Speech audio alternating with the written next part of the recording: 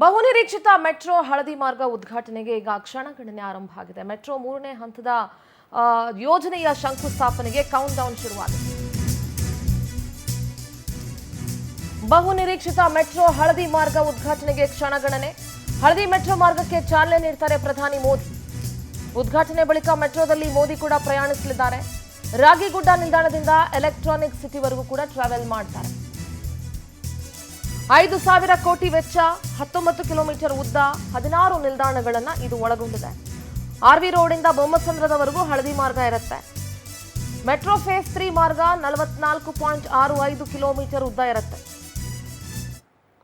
ನೋಡಿ, yellow lane, electronic city, central silk board, BTM layout, ಈ ಮಾರ್ಗದಲ್ಲಿ ಚಾಲಕ ರಹಿತ ರೈಲುಗಳು ಸಂಚಾರವಾಗುತ್ತೆ.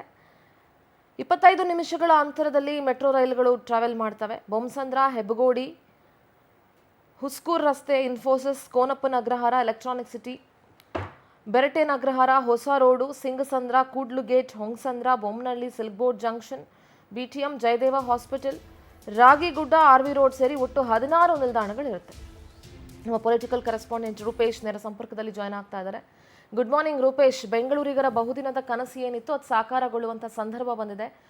ಮೆಟ್ರೋ ಹಳದಿ ಮಾರ್ಗ ಉದ್ಘಾಟನೆಗೆ ಮೋದಿ ಚಾಲನೆಯನ್ನ ನೀಡಲಿದ್ದಾರೆ. ರೂಪೇಶ್,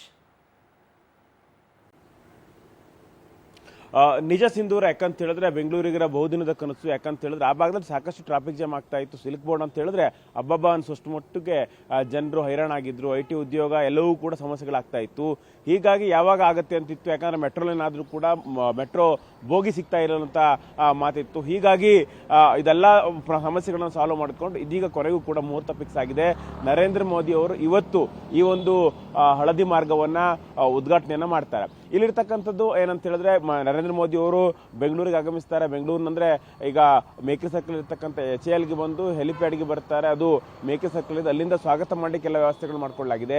ಮುಖ್ಯವಾಗಿ ರೈಲ್ವೆ ಸ್ಟೇಷನ್ಗೆ ಹೋಗಿ ಅಲ್ಲಿ ಒಂದು ಉದ್ಘಾಟನೆಯನ್ನು ಮಾಡಿಕೊಂಡು ಮೆಟ್ರೋ ನಿಲ್ದಾಣಕ್ಕೆ ಬರ್ತಾರೆ. ರಾಗಿಗುಡ್ಡ ಮೆಟ್ರೋ ನಿಲ್ದಾಣಕ್ಕೆ 11:45 ಬರ್ತಾರೆ. 11:45ಕ್ಕೆ ಇವರು ರಾಗಿಗುಡ್ಡ ಮೆಟ್ರೋ ನಿಲ್ದಾಣದಲ್ಲಿ ಹಸಿರು ನಿಶಾನೆಯನ್ನು ತೋರಿಸೋದ್ರ ಮೂಲಕವಾಗಿ ಆ ಒಂದು ಹಳದಿ ಮಾರ್ಗ ಏನಿತ್ತು, ಹಳದಿ ಮಾರ್ಗಕ್ಕೆ ಅಲ್ಲಿಂದ ಹಸಿರು ನಿಶಾನೆ ಕೊಟ್ಟು ಚಾಲನೆಯನ್ನ ಮಾಡ್ತಾರೆ.